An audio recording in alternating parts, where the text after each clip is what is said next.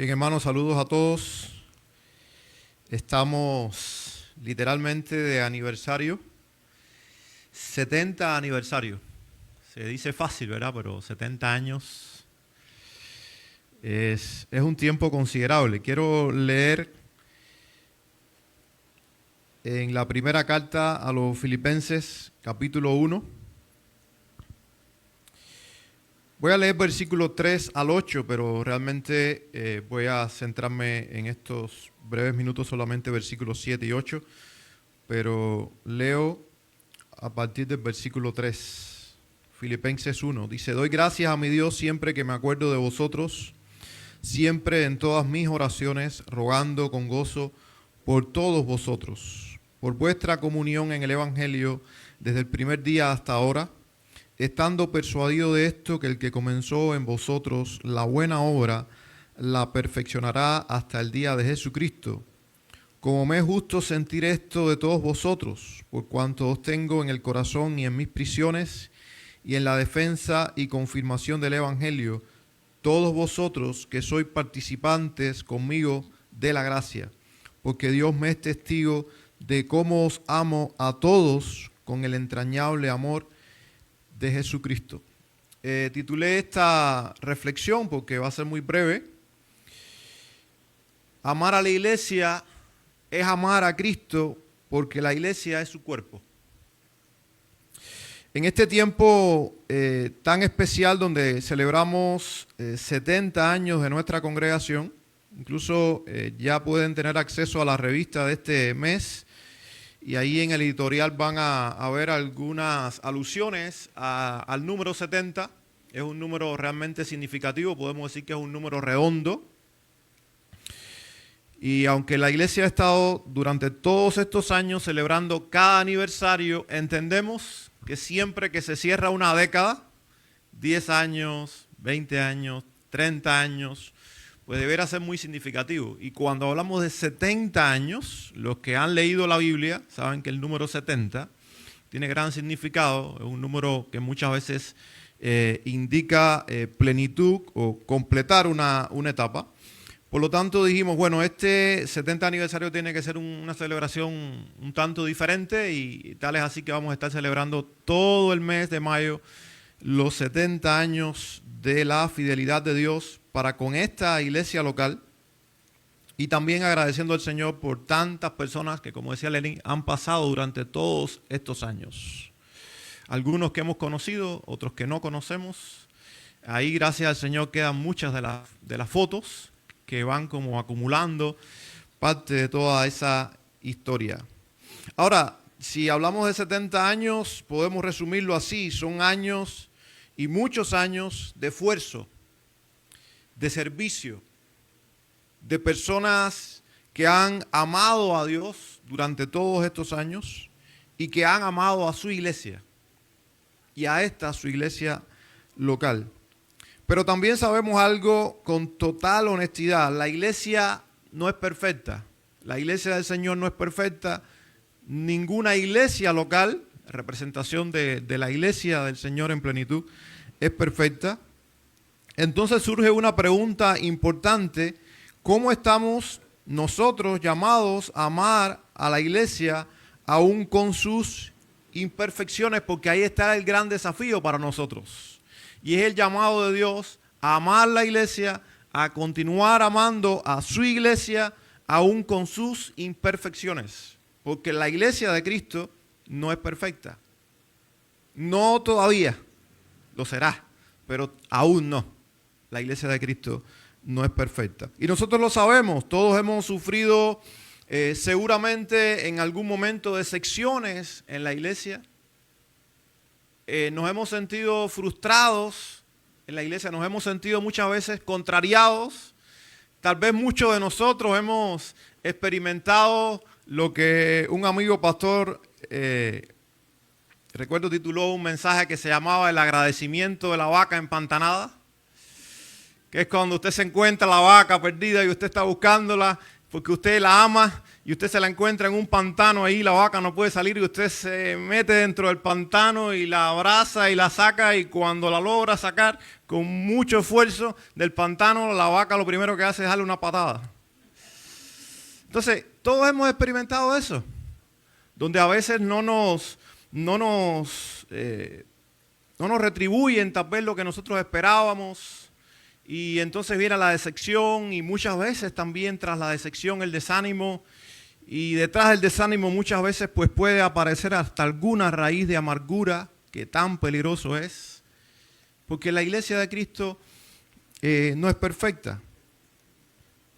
Así que viéndolo así, esta idea, quiero que sobre todo enfaticemos en el título de la reflexión, que al final lo voy a estar repitiendo varias veces. Amar a la iglesia es amar a Cristo, porque la iglesia es su cuerpo. Cuando nosotros tomamos esto así, nos damos cuenta que nos quedamos sin opciones. Nos quedamos sin opciones. Así como el Señor no nos deja opción para que no amemos a nuestra familia, para que no amemos a nuestros hijos, para que no amemos a nuestros cónyuges, a nuestros padres, no hay opción. La única opción es amarlos.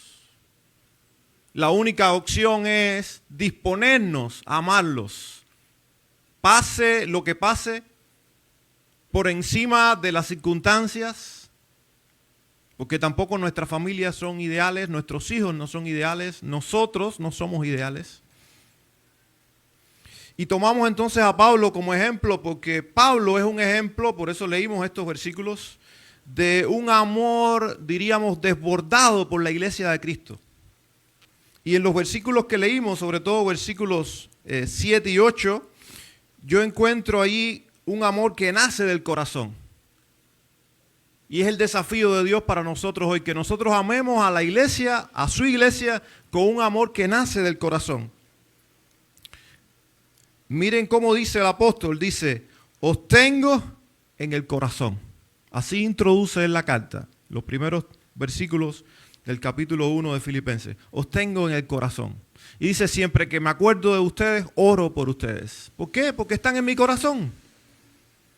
Pero ¿cómo algo puede entrar al corazón desde la distancia? Y aquí es a donde nosotros tenemos que reflexionar profundamente. ¿Cómo nosotros vamos a amar algo con esta intensidad o amar a alguien con esta intensidad desde la distancia? Por eso yo soy diríamos, alguien que se opone constantemente a la idea de una iglesia virtual. De una iglesia donde nos conformamos solamente, en el mejor de los casos, a la excelencia de la enseñanza. Y hoy en día, por medio de la tecnología, pues se está poniendo de moda este tipo de iglesia. Y muchas personas se conforman desde las redes estar siguiendo predicadores y tienen grupos y demás. Todo eso está muy bien, pero nada sustituye la cercanía, el estar con, el caminar con.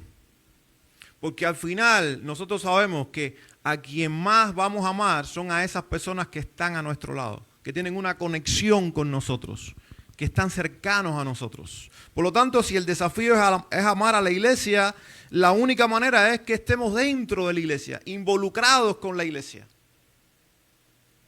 Incluso sufriendo lo que otros sufren. Porque al final amar a la iglesia es amar a Cristo, porque la iglesia es su cuerpo. Entonces entendamos esto, si yo no amo a la iglesia, si mi amor por la iglesia no es un amor profundo, no es un amor de corazón, mi pregunta es, ¿hasta qué punto estoy amando a Cristo? Porque la iglesia es el cuerpo de Cristo. La unidad, la relación, la intimidad son necesarias en ese propósito. No podemos nosotros experimentar esta clase de amor desde la distancia, desde a veces la apatía, desde a veces el desinterés. No, porque van por lados diferentes. Amamos a la iglesia porque somos parte de ella. La iglesia está tan entrelazada a nosotros que no hay forma de que nosotros podamos no amarla. Y más cuando entendemos que la iglesia es el cuerpo de Cristo. También Pablo nos habla de un amor que incluye a todos. Y yo subrayé en estos breves versículos, versículo 3 al versículo 8, yo subrayé 1, 2, 3, 4 veces cómo Pablo se refiere a todos vosotros. Hablando de la iglesia. Entonces ya, aunque al principio dice, en el versículo 3, doy gracias a mi Dios siempre que me acuerdo de vosotros, sí, pero después va a enfatizar 4 veces que es de todos vosotros. Todos vosotros. No hace excepciones, no selecciona a quién amar. Nada perjudica más a una iglesia que nosotros tengamos favoritos. Recuerdo hace muchos años participé en la ordenación de un hermano en el ministerio que llegaba a pastorear una iglesia grande, una iglesia también de historia, y como parte de la ceremonia se invitaron a muchos pastores, a otros pastores, pero había un pastor ya jubilado de mucha experiencia que formaba parte de esa congregación. Y ese pastor le da un consejo. Fueron muchos los consejos, pero él le dio un consejo al joven pastor que nunca más lo olvidé. Le dijo, pastor, le dijo su nombre, este es mi consejo. Sé pastor de toda la iglesia. No tengas preferidos en la iglesia. Tus preferidos son todos. Sé pastor de toda la iglesia. Pero aquí está el llamado para nosotros. Ahora ya no como líderes, no como pastores, sino como parte de la iglesia. Amarnos unos a otros. ¿A quién amo? A todos. Al que conozco más, al que conozco menos. Al que tiene una edad más cercana a la mía, al que no. Es mi hermano en Cristo. Forma parte de la iglesia de Cristo. A todos vosotros, sin excepción. Se cuenta que en una ocasión alguien comenzó a hablar mal de la iglesia delante de Spurgeon, el predicador británico, señalando sus fallas, como a veces muchos de nosotros tristemente hemos hecho, desahogarnos hablando de lo que no nos gusta de la iglesia, de lo que nos pesa de la iglesia. Y en ese desahogarnos muchas veces estamos siendo piedra de tropiezo para otros. Y se cuenta que alguien estaba haciendo esto delante de Spurgeon y Spurgeon lo detuvo y le dijo esto en esencia. No hables así de la iglesia. Es la iglesia por la que Cristo murió. Por lo tanto, ninguno de nosotros tiene derecho a hablar mal de la iglesia de Cristo. Todo lo contrario. Porque es su iglesia, por la que Él pagó el precio. Y qué curioso es que si yo estoy hablando mal de la iglesia, yo estoy hablando mal de mí mismo, porque yo formo parte de la iglesia. Por lo tanto, un paso de madurez sería este, y un paso para nosotros no solamente agradecer a Dios, sino andar por la vida con madurez cristiana. Cuando escuchemos a alguien hablando mal de la iglesia, y no de la iglesia de Paso Ancho, de la iglesia de Cristo, el ejemplo de Spurgeon. Es la iglesia por la que Cristo murió. Por lo tanto, no tienes derecho a hablar mal de ella. Y eso nos ubica entonces correctamente porque a veces es fácil ver lo que falta. Cuán pronto somos para ver lo que falta en la iglesia. Para ver lo que nosotros pensamos que puede ser mejor en la iglesia. Y todo eso está bien. Buscar que las cosas se hagan mejor. Buscar que la iglesia crezca en ciertas áreas. Pero es que hay una línea fina entre ser autocríticos o críticos para que la iglesia mejore, para que ciertas cosas dentro del funcionamiento de la iglesia vaya mejor, a estar criticando pasivamente a la iglesia y siendo entonces un elemento que lo que hace es dañar a la iglesia. Lo que no nos gusta muchas veces, lo que nos incomoda, pero olvidamos el valor que la iglesia tiene para Cristo. Esa iglesia imperfecta, que por demás es imperfecta porque tú y yo formamos parte de ella, porque también somos imperfectos, es por la que Cristo murió. Por tanto, recordemos otra vez, amar a la iglesia es amar a Cristo, porque la iglesia es su cuerpo. Y por último, dice Pablo, os amo con el entrañable amor de Jesucristo. Y aquí tenemos una clave importante. Nosotros no podemos amar a la iglesia con esta magnitud en nuestras fuerzas. Yo no puedo amar al hermano que a veces me resulta difícil porque piensa diferente a mí, porque tal vez tiene un comportamiento que choca con mi forma de ver las cosas. Yo no lo puedo amar con esa intensidad, no en mis fuerzas, sino en el amor de Cristo. Y este no es un amor natural, es un amor que Cristo produce en nosotros. Por eso dice Pablo, los amo en el entrañable amor de Jesucristo. No es mi amor, es el que Cristo me hace sentir por cada uno de ustedes. El amor de Cristo nos capacita para amar más allá de nuestras preferencias. Entonces entendemos, no se trata de cuánto nos agrada la iglesia, sino de cuánto Cristo la ama. No es de cuánto la iglesia está hecha para agradarme a mí, porque la iglesia no está hecha para agradarme a mí. El fin último de la iglesia es agradar a Cristo. Por eso muchas veces nosotros debemos cambiar la perspectiva. No es llegar a una iglesia para ver lo que no se está haciendo bien, sino preguntar, ¿y qué puedo hacer yo entonces en esta iglesia para agradar a Cristo y para servir a esta su iglesia?